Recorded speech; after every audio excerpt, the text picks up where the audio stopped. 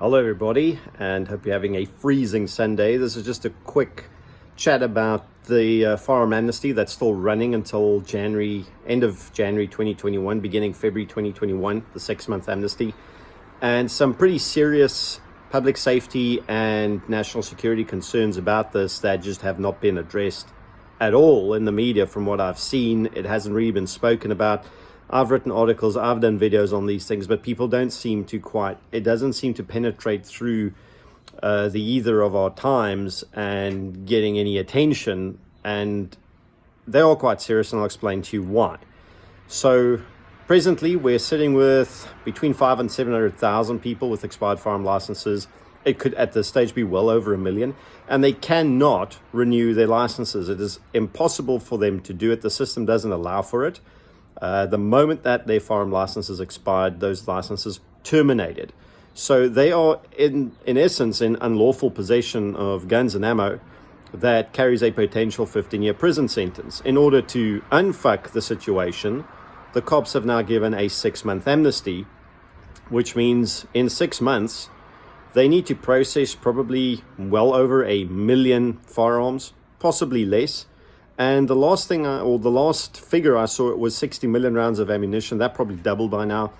It is a huge stuff up. There are no clear directives about how this is going to be handled. It is an impossibility that the SAPs can handle that amount of firearms, safely store them, safely process them, efficiently process them, that they can handle the potential license applications that will go with those if people want to keep their guns and not have them destroyed, without the entire system breaking completely, the entire CFR licensing system completely being clogged to the rafters, including the appeal board if they refuse any of those applications. It's a mess.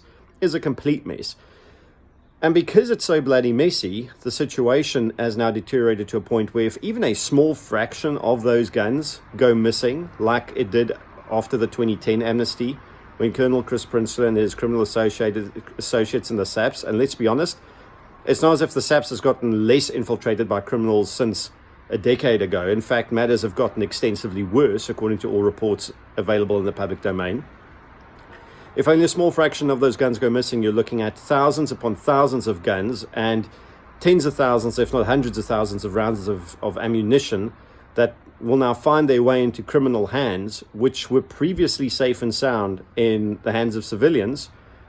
The only difference is that those civilians allow their firearm licenses to expire for whatever reason, legitimate, illegitimate, it doesn't matter. It doesn't change the fact that there's a crisis. Now, can you imagine the implications of thousands, if not tens of thousands of guns finding their way into criminal hands? We've had our homicide rate and violent confrontational crime rate skyrocketing over the past 9 years. Our homicide rate has increased year on year since 2011. Things have not improved as far as policing or getting a handle on violence in this country is concerned. The protests against gender-based violence and farm murders in Cape Town yesterday, well, nationwide really, but specifically in front of Parliament, kind of attest to that, attest to the fact that we have a massive problem. The last thing we need now is for corrupt cops to go and take guns that were safely in civilian hands and arm criminals with them because of corruption and criminality within the ranks of the SAPs themselves. I cannot adequately emphasize the extensive nature of this problem, which is why hopefully very soon, and please keep an eye on this channel, we can have a campaign out there where we can change this licensing system to one of license the person, register the firearm, where you as a gun owner are the license holder. The guns go on a registry. It's all electronic, linked up with biometrics, like in the 21st century, essentially with the same security protocols as a person's personal bank account, complying with all regards of protection of personal information.